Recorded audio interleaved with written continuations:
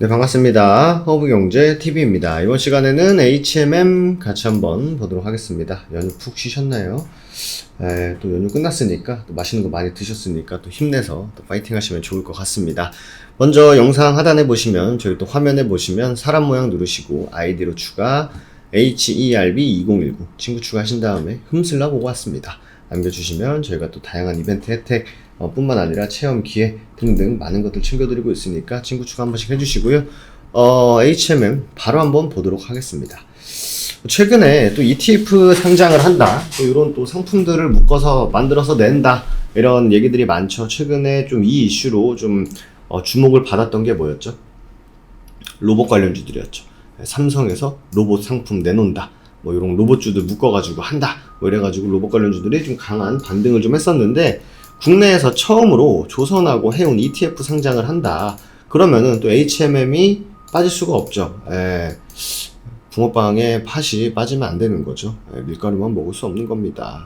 HMM은 이번 조선 해운 ETF 구성 종목 중 상위에 올라 있다. 그러니까 이게 ETF 뭐 만들어진다 하면은 긍정적으로 이슈를 받는 가장 큰 이유가 뭐냐면은, 이쪽으로 이제 돈이 들어가면은 이게 또 매수세가 돼가지고 좀 긍정 주가에 또 매수를 하면은 긍정적인 흐름을 또 만들어내지 않을까라는 기대감이거든요. 근데 실제로 모건 스탠리에서 뭐가 돈이 들어온댄다 이러면은 또 이제 외국인 기관들이 살려나 보다, 살 수 있겠다라는 기대감 때문에 주가가 올라가는 것처럼 똑같습니다.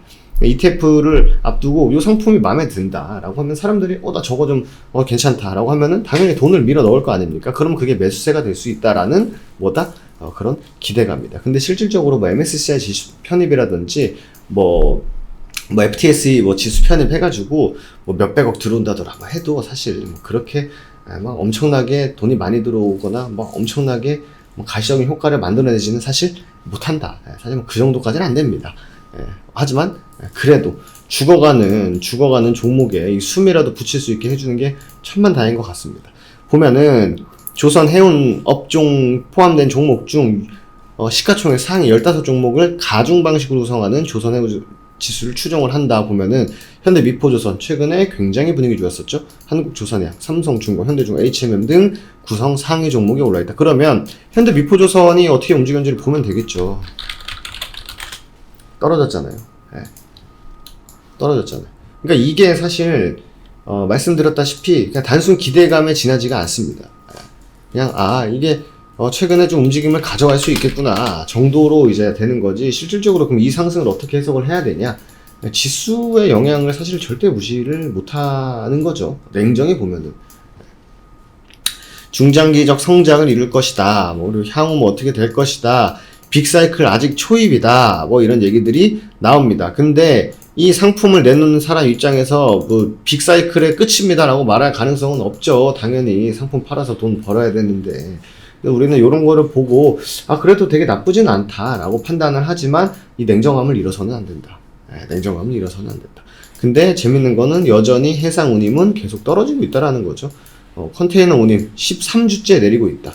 그러면은 어쨌든 우리가 그래서 어떻게 보면 좀 좋지 않은 얘기들이잖아요. 좋지 않은 얘기들을 갖고 있는 것도 이제 인지하고 있고, 그리고 실적적인 부분도 피크아웃이다라는 것도 어느 정도 인지를 하고 있는 상황이란 말이죠. 그러면 누가 봐도, 내가 봐도 누구 보고 내가 봐도 그냥 진짜 안 좋은 얘기 투성인데 도대체 주가가 왜 올라가는 거야? 라고 했을 때, 우리 또 HMM 영상 꾸준히 보신 분들은 아시겠지만 HMM을 볼 때 단순히 HMM만 봐서 된다 안 된다? HMM만 봐서는 안 되죠. 지수도 봐야 되고 수급도 봐야 되고 물론 차트 위치도 봐야 되고 실적도 봐야 되고 봐야 될 게 많다. 근데 오늘은 뭐예요? 지수가 사실 한몫했죠. 사실 지수바로 안 받았습니다 라고 말하는 사람은 없겠죠. 외국인 기관들은 오늘 쌍끌 양매수고요. 선물도 엄청나게 매수를 했는데, 제 기억이 맞다면 2021년 몇 월 9월인가요? 언제 이후로 코스피가 최대 상승폭을 보였다고 해요. 최대 상승폭을. 그거는 사실 엄청나게 많이 올라간 거죠. 저도 사실 오늘 이렇게까지 많이 올라갈 거라고는 생각을 사실 못했다. 이걸 어떻게 생각해요? 이 코스피가 3% 올라간다?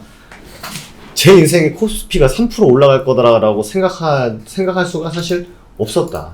근데 실제로 올라갔다. 그러니까 지수발을 안 받을 수가 없었다라는 거죠. 근데 뭐로 가도 올라만 가면 땡큐죠. 뭐 지수발로 올라가든 종목이 좋아서 올라가든 뭔 상관이, 올라가기만 하면 장땡이지 뭐. 안 그렇습니까? 그리고 오늘 수급 상황도 사실 나쁘지가 않았습니다. 오늘 수급 상황도 나쁘지가 않았는데 최근 들어서 기관하고 외국인들의 양매수가 좀 이어지고 있습니다. 이거 모르겠다 하시면 뭐 보셔야 된다? 그냥 개인들이 주장창 던지고 있구나. 투신도 들어오고 사모펀도 들어오고 있다. 연기금들이 이제 매도세를 좀 줄여 가고 있다. 이런 부분은 나쁘지가 않은 거죠.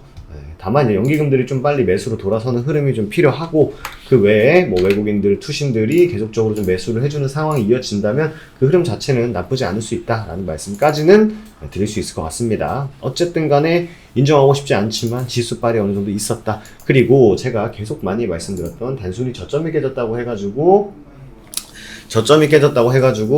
세상 무너지는 거다 아니다? 세상 무너지는 거 아니다. 저점이 깨졌지만 하루, 이틀, 3일, 4일 최대 그래도 한 일주일 안에는 회복을 해주는 게 좋습니다. 기술적인 반등을 통해서 일주일 정도 안에 반등까지 해줬습니다. 그러면 이제 우리가 중요하게 봐야 될 것은 21,000원 위에서 안착을 해주는지, 그렇게 보고 이슈가 좋은 얘기가 있든 없든 간에 지켜줄 자리만 지켜주면 돼요. 그럼 여기서 어떠한 이슈를 붙여가지고 주가를 날리던지 아니면 그냥 옆으로 그냥 빌빌 기게 하는지, 이거는 뭐 그냥 시장 돌아가는 거, 혹은 이 기업이 갖고 있는 어떠한 뭐 이슈가 나오던지, 그 정도면 되니까 일단 21,000원, 21,100원 뭐 이런 구간을 위에서 마무리를 시켜주면 된다 라는 것까지 우리는 좀 체크를 해두면 되지 않을까 생각이 됩니다. 그렇기 때문에 다행히도 저점은 깨졌습니다만 다시 한번 회복을 해줬다. 여기에 우리는 조금 위안을 삼을 필요가 있다. 하지만 지금 시장은 열심히 굉장히 좋은 분위기로 이어지고 있습니다. 여러분들 이거 2,500선 뚫으면은 추세 역전하는 겁니다, 지금. 지금 거의 1년 3개월 넘게 이어져 오던 하락장이, 하락 추세가 드디어 멈출 수 있는 그 시기가 바로 이번 달에 만들어질 수 있습니다. 그렇기 때문에 HMM도 HMM이고 다른 또 좋은 종목들도 우리가 많이 또 공략을 할 수 있으니까 이번 또 기회의 시장 버블레TV와 함께 같이 한번 해보시면 좋을 것 같습니다.